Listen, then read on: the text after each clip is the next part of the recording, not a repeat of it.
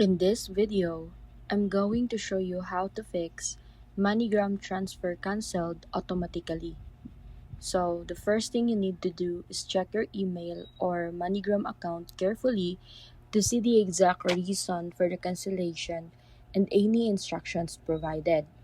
Next, confirm whether any amount charged has been refunded to your original payment method since most automatic cancellations return funds within a few business days.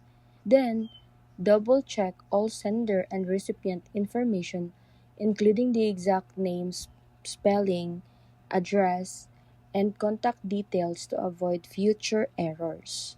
Also, make sure your payment method is active, allows online and international transactions, and has sufficient balance to cover the transfer.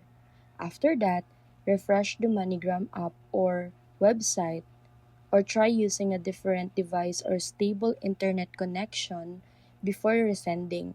Avoid sending multiple retries in a short period because this can trigger additional automatic cancellations. So that's it.